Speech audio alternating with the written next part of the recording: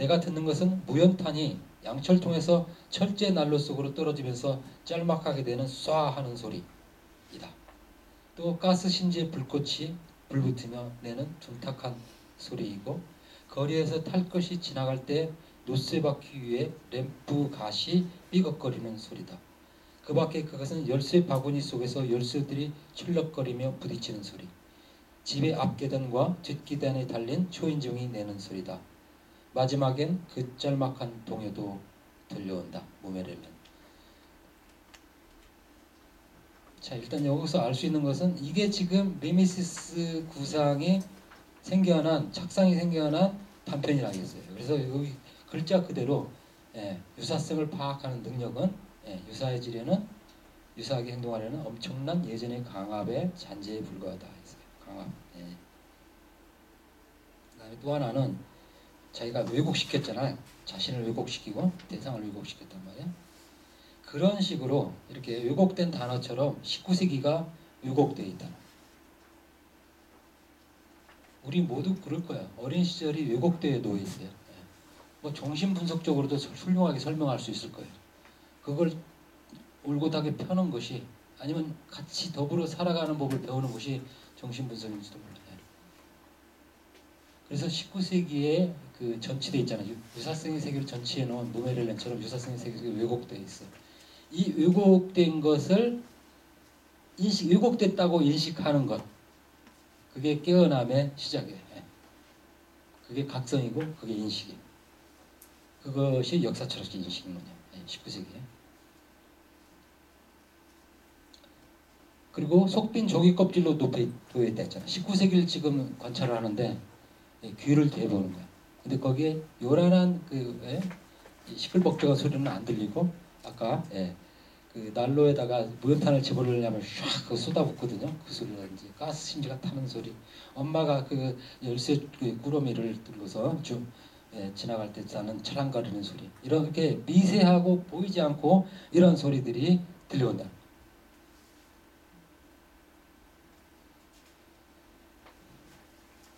근데 왜 이게 왜곡되어 있는 것이 중요하냐면, 이 왜곡된 유년기의 역사가 결국은 무언가 미래에 전개될 역사의 씨앗을 배태하고 있었던 거죠.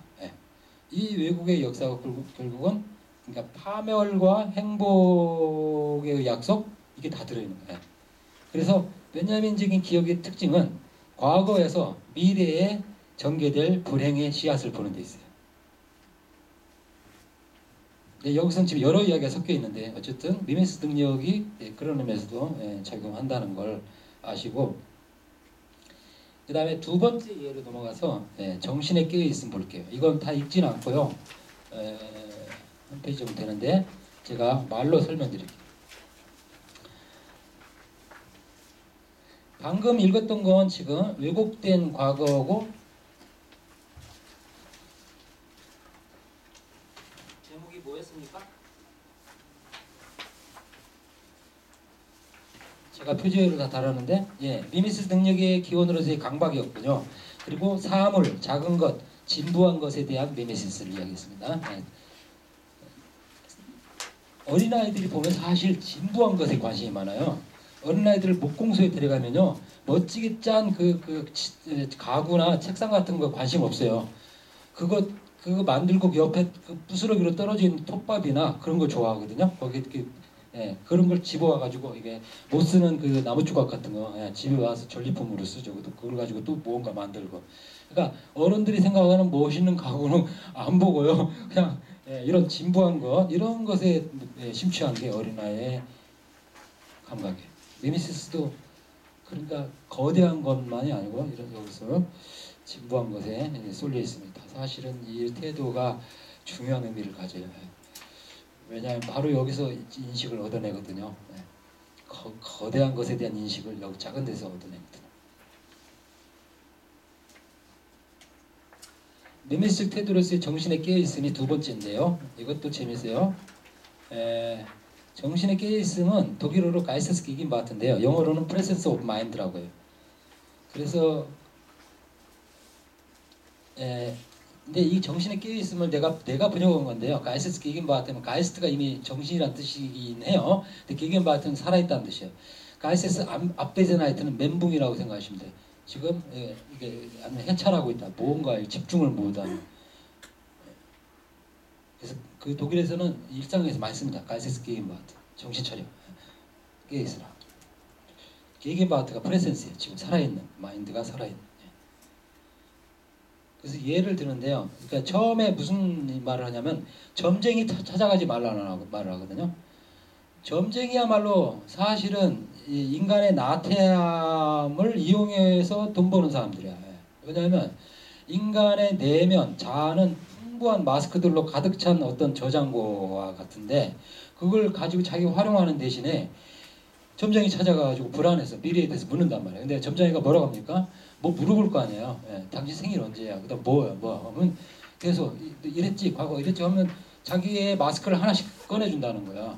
그러면 점장이 딱 보고 있다가 그 고객의 그 고객이 꺼내는 마스크를 중에서 하나를 딱 짚고서 이게 너지 하고 보여주면 암시를 받는다는 거야. 그리고 돈도 받고. 예? 이게 너지. 예. 그래서 게으른 사람만이 찾아간다는 거야. 예. 인간은 풍부하게 마스크의 저장고인데 그걸 활용하지 못하고 자기 미래를 누구한테 타인한테 맡기는 이런 게으름을 보인다. 그러면서 그 다음 이야기가 재밌는데 기호는 우리 주변에 끊임없이 물결치면서 웨이브로 지금 떠다닌다는 거예요. 예? 보이시죠 여러분들? 문자 메시지 지금 카톡, 텔레그램 이게 떠다닌단 말이에요. 근데 그걸 캐치하냐 안 하냐는 나한테 달리는 거죠. 예. 그래서 어떤 사람, 그러니까 부고를 접했을 때 그 사람 지난번에 만났을 때 이미 이 세상 사람이 아닌 그런 느낌 같은 거 주지 않았어? 이런 거야. 비난의 목소리가 들리는 거야. 너 그때 걔한테 술 한 잔 사주지 그랬어? 어? 왜 그냥 보냈어? 걔가 좀 이렇게 절박한 목소리로 외쳤잖아. 그냥 평소처럼 뭐 술 한잔 하자 그게 아니라 걔 더 이상 못할 것 같은 그런 이야기를 한 그런 신호를 보냈잖아. 이런 자책감이 들죠. 누가 죽었다는 소리를 들었을 때. 그 이야기하고 있어요. 부부가 그러니까 신호를 보냈던 거야. 신호를 보내 사자, 곧 사자가 될 사람이 신호를 보냈는데 여러분들 맞습니다. 자살 이야기 요새 많이 하는데 자살할 사람한테 항상 신호를 미리 보낸다. 그걸 잘 캐치하세요. 주변에 친구나 지척이나 이런 사람들 보면 그 생명을 구할 수도 있어요. 이런 이야기 하면서 이제 세 번째 이해가 뭐냐면 스키피우라는 로마의 장군 이야기합니다. 이 사람이 카르타고를 치기 위해서 로마군을 대동하고 갑니다. 자, 카르타고는 지금의 튀니지 근방인데요. 아프리카의 대륙에 내렸어요. 그리고 군사들이 수천 명이 도열했어요. 제일 마지막에 데스키피오가 내립니다. 근데 내려오다가 재수없게 다리가 걸려서 넘어졌어요. 그럼 그 당시에는 징크스가 지배하는 시대였어요. 그렇기 때문에 우리 여기서 죽었다. 이제 아프리카 땅에서 이제 뼈를 묻는구나. 병사들이 이렇게 생각하죠. 근데 스키피오가 넘어지면서 소리 지른 게 있어요. 거기에 원어로 써놨어요. 테네오테 테라 아프리카나. 아프리카의 땅이여 내가 너를 보호하노라. 그래서 정말 운명의 그 불길한 징조가 완전히 행운의 징표로 바꾼 거죠. 근데 그렇게 할 수 있었던 이유가 신체적 정신집약이랬어요. 보세요. 정신집약인데 신체적이란 말을 써요. 라이프리시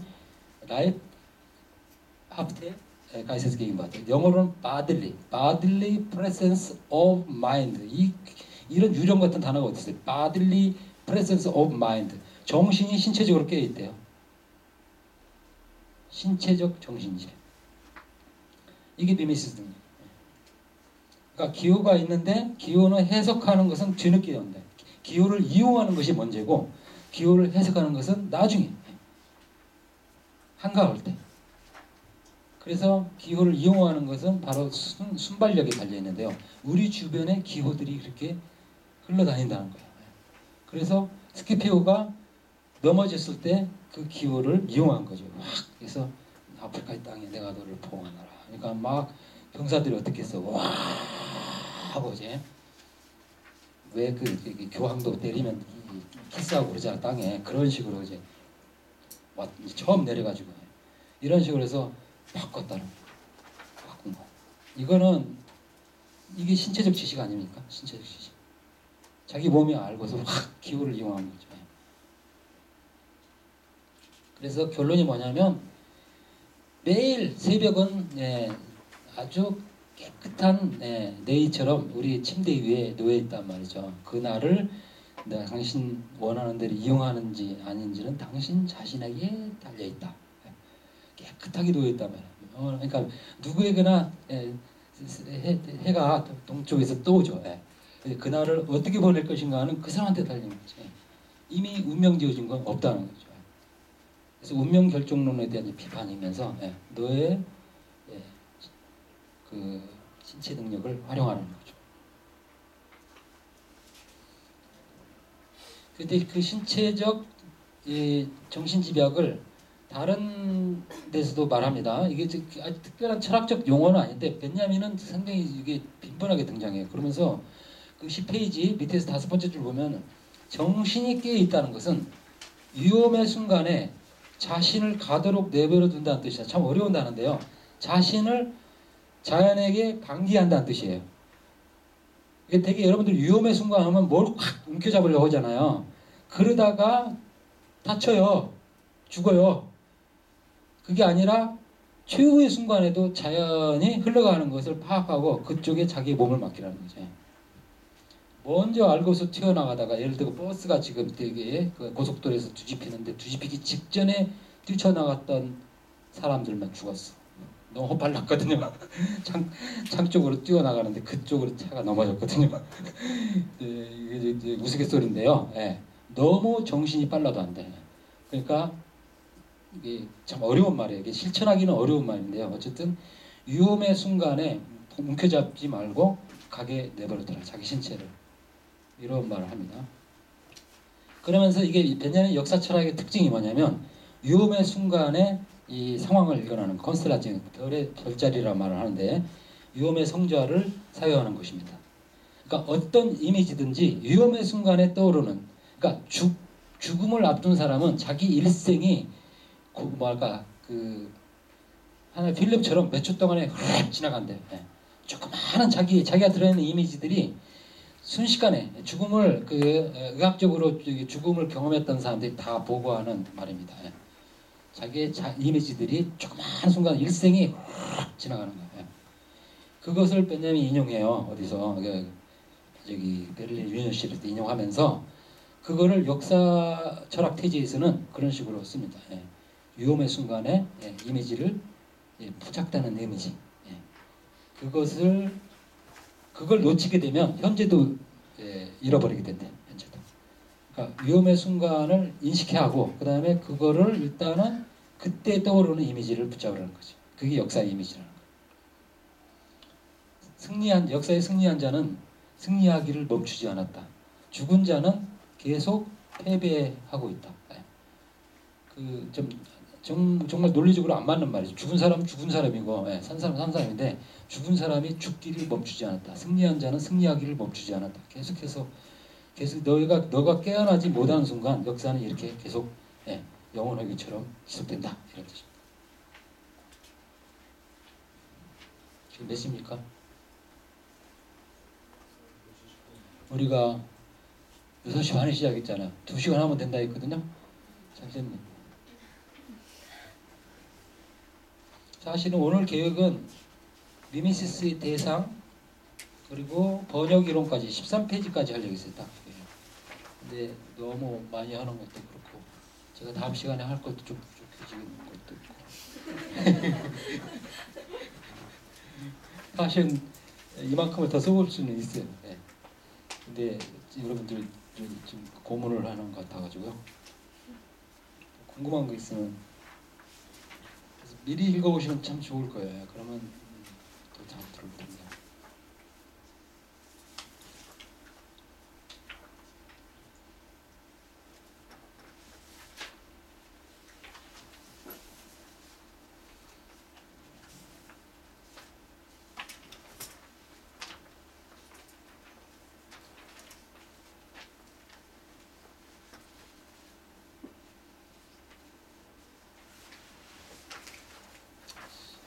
그 질문이 없으면 개 그 단락만 읽어볼까? 아주 의미심장하기 때문에 11페이지입니다. 미메시스 대상으로서 감각적 유사성, 그 다음에 상징, 이름, 죽음, 역사적 경험이 하는데, 나는 미메시스에서 중요한 질문 중에 하나가 미메시스 대상이 뭐냐, 뭘 미메시스하냐. 그래서 아까는 나투라ን스 능산적 자연, 소산적 자연에 대입되는 그 이야기도 했는데요.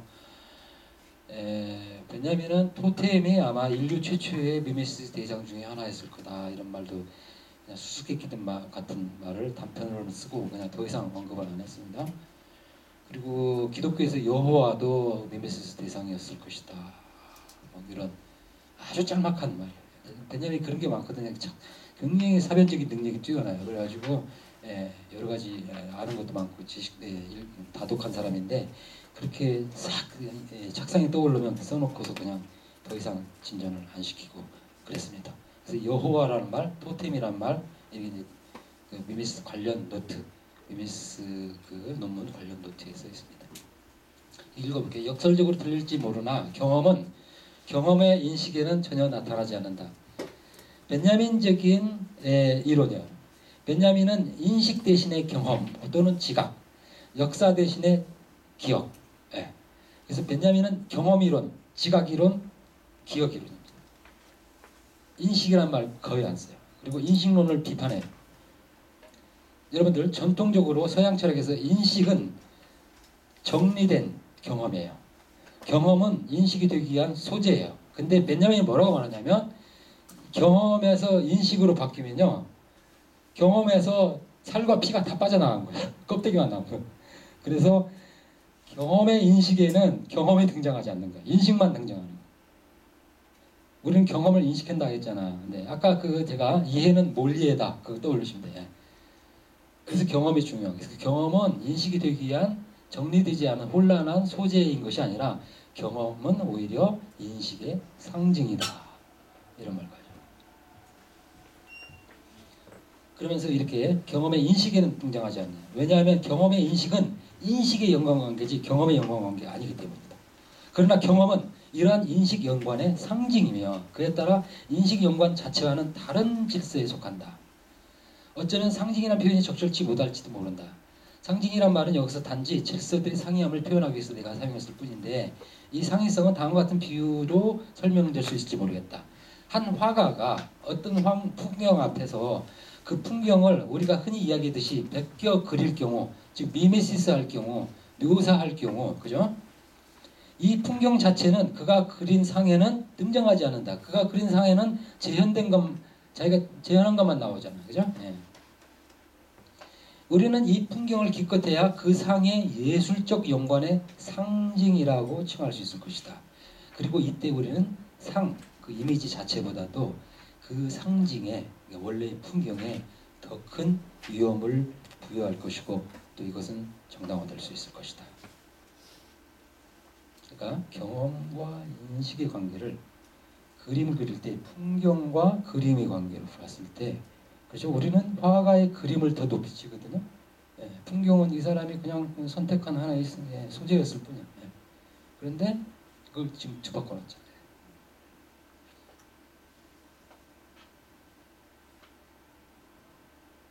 그래서 베껴 그린다는 말이, 나는 미메시스, 앞말렌이 바로 앞빌데, 모사하다, 베껴 그리다, 번뜨다, 이런 말이거든요. 근데 대상이 우위에 있지, 어떻게 그린 그림, 재현한 것이 더 우위에 있을 수 있습니까? 재현된 그 모범이 더 중요합니다. 신화의 미메시스라고 하잖아요. 신화가 먼저 있었고 그게 더 중요한 거죠. 그걸 미메시스한 것은 여러 변형태가 나올 수 있어요. 다양하게. 역사적으로도 계속 신화는 재해석되고 변형되고 있습니다. 하지만 신화는 끊임없이 원형은 그대로 남아있죠. 그런데 잘 보세요. 하나하나 추가할게. 다음에 집중적으로 다음 시간에 다룰 게 변증법이거든요. 미메시스 과정에서 일어나는 변증법. 그러니까 대상의 예속된 태도가 대상을 제압하고 대상으로부터 더 풍부함을 얻는다는 이 역설. 이게 미메시스의 비밀이거든요.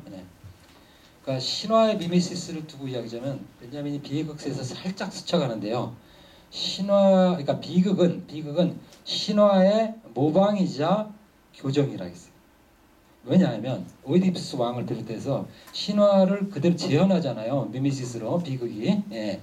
그런데 그 재현 과정을 보면요, 결국은 그게 하나의 재판 과정인데 인간이 신에 의해서 오라클에 의해서 처벌받는 그런 장면이죠. 그런데 그걸 보여줌으로써 미미시스로 보여줌으로써 신들이 심판받는 게 거꾸로. 얼마나 쫀쫀하냐 이 신들아. 인간을 데리고 저렇게 농락을 하다니. 지금 그 인간은 말을 할 수가 없어. 예. 오이디푸스 왕은 침묵에 빠졌어요. 예. 자기 눈을 찔렀어요. 스스로 예, 자해를 했죠. 예. 그리고 그 오이디푸스가 언어를 찾아가는 과정에 단초를 놓은 게 바로 오이디푸스 왕이라는 신화의 재현으로서의 비극입니다. 그래서 비극은 인간의 최초의 예언이라고 벤자민이 말하고 있습니다. 인간이 신화적 폭력으로부터 해방된 두 길이 있는데 하나는 비극을 통해서, 다른 하나는 로고스, 철학을 통해서. 철학을 통한 길은 플라톤, 아리스토텔레스를 보시면 되고요. 비극은 소포클레스, 아이스킬로스, 에우리피데스 이런 사람들 보면 되죠. 그래서 비극 작품도 결국은 인간이 로고스를 통해서 신화적 폭력의 사슬로부터 해방되어 온 과정이다. 그 최초의 시간이다. 그래서 신화에 앞빌된 그걸 모사하면서 코렉투어, 교정하는 거야. 법정이 이렇게 판결이 났지만 이렇게 나라는 법은 없다라는 그 비극적 죽음의 역설입니다. 예. 죽었지만 주인공은 죽었지만 아니면 지금 오이디푸스처럼 이렇게 처참한 상태가 됐지만 하고 싶은 말이 있을 거예요. 역사 과정을 통해서 그걸 말로 표현한 거예요. 무용도 일종의 언어라면 바로 이걸 표현해야 합니다. 무용이 하나의 랭귀지잖아요. 그러면 오늘날 시대에 맞는 오이디푸스 왕의 항변을 토해내야 돼. 우리 시대의 의상을 입고서, 우리 시대 의상을. 그래서 각 시대마다 하고 싶은 말이 있을 거 아니에요. 오이디푸스 왕이 처한 이 비극적 운명에 대해서 왜 이렇게 됐는가. 그래서 엘렉트라의 손을 잡고 어떤 방랑을 하기 시작하는데 바로 오이디푸스가 언어를 찾아가는 과정, 즉 언어 발견의 역사가 인간의 역사예요. 그렇다면 인간의 아까 언어 능력으로 전화됐다 그 말도 맞고 바로 그거를 찾아내야 할 과제가 우리한테 주어져 있는 것이고 모든 예술하는 사람들 각자 나름대로 인문학하는 사람, 학문하는 사람들도 이 언어를 찾아낸다면 그 찾아내는 능력이 미미시스 능력으로 우리한테 주어져 있다는 것이죠. 우리한테. 그 왜 활용을 안 하느냐 그죠?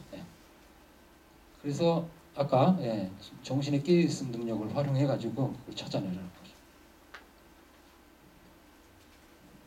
제 박사학위 논문에 태제를 이야기했네요. 언어 발견의 역사라고. 미미시스 역사는 언어 발견의 역사. 생산적인 역사죠. 근데 그 언어를 나는 모든 예술 장르에도 다 적용하자는 거죠. 언어라는 게 꼭 문자 언어만 있는 게 아니잖아요. 비주얼 아트나 모든 아트가 일종의 언어 발견의 실험장들이라는 거죠. 이렇게 발견하려고.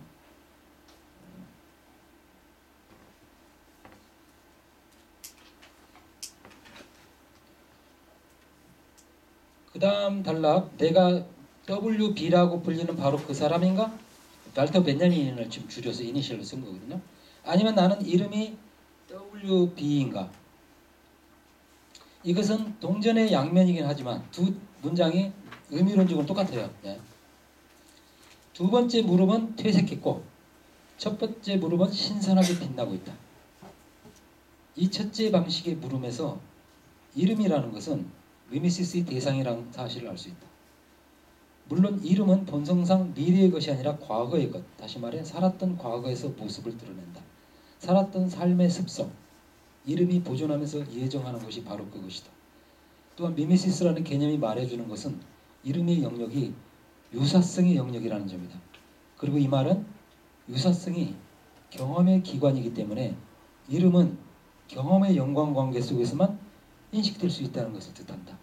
경험의 연관 속에서만 이름의 본질, 즉 이름의 언어적 본질이 드러난다. 참 어려운 말입니다. 제가 조금 설명드릴게요. 내가 발터 벤야민이라고 불리는 그 사람인가? 하면 굉장히 흥미로워진다는 거예요. 예, 여러분들도 그렇게 말해요. 우리도 말을 할 수 있을 거예요. 제가 바로 최성만이라고 부르는 그 사람입니다. 아니 당신이 최성만이야? 바로 그 사람이야? 미메시스 영역이 작동하기 시작해. 과거의 기억, 소문 이런 것들이 전부 유사성이 들어오게 돼. 근데 나는 발터 베냐민이다. 정말 의미가 없어요. 그냥 그거는 그냥 아이덴티티, 동일성 사유예요. A가 B다. 근데 첫 번째 물음이 바로 미메시스 영역이라는 거예요. 왜냐하면 내가 발터 베냐민을 불리는 바로 그 사람인가 하면 과거의 경험의 영역이 다 쏟아져 나와야 한다는 뜻이죠. 이름 자체는 비어 있어요, 여러분들. 이름이 의미하는 게 뭡니까? 없어요. 근데 이름은 그 사람이 살았던 삶으로 충만해 있죠. 충만해 있죠. 근데 그 삶은 경험의 영역이거든. 경험. 인식으로 다 환원할 수 없습니다. 인식이 되면 또 아까 말했듯이 다 그거는 축소돼 버려요. 환원돼 버려요. 그래서 경험, 유사성. 유사성은 미메시스의 그 상태적 표현이에요. 미메시스는 행위지만, 과정이지만 미메시스가 지향하는 것은 유사성을 발견하는 게 있거든요. 언어 발견도 유사성을 발견하는 유사성이에요. 뭘 표현하고 싶은데 표현하고 비슷한 말을 갖다 놓는 거죠. 그래서 이름이라는 것이 네임이 미메시스의 대상이다. 그러니까 네임은 그 자체는 여러분들 추상적이어서 아무 의미하는 게 없어요. 근데 그 사람이 살았던 삶으로 가득 차 있거든요. 근데 그 사람을 아는 사람만이 그걸 알 수 있는 거죠. 그 사람을 경험했던 사람, 그 사람과 같이 겪었던 사람, 그 사람만이 그 사람을 인식할 수 있죠. 그런 의미에서 그것도 말로 표현할 수가 없죠. 그 사람하고 살았던 삶을 어떻게 표현합니까? 그래서 이름이 아까는 상징이었고요. 지금 이름이 또 하나의 대상이다. 중요한 대상이다. 여기까지 할게요. 너무 많이. 그 뒤는 한번 읽어보시고요. 베냐민 철학이 재밌어요. 얘들이 그냥 우리가 알고 있는 그런 철학자가 아니거든요. 여러 자기 경험을 이렇게 이야기하는 사람이기 때문에 재밌는 이야기들이 뒤에도 나옵니다. 그래서 읽어보시고 우리는 5월 마지막 수요일에 이 자리에서 다시 만나겠습니다. 혹시 저한테 질문이 있거나 그러면요. 저는 굉장히 성실하거든요.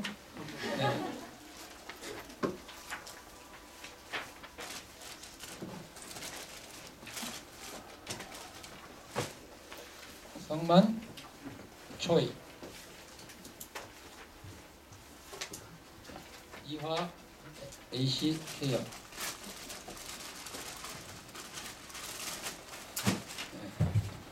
종종 메일이 실시간으로 돌아갑니다. 카톡보다 더 빠르게. 많은 사람이 놀라겠어요. 바로 질문 던지자마자 바로 1초 뒤에 혈액 답이 옵니다.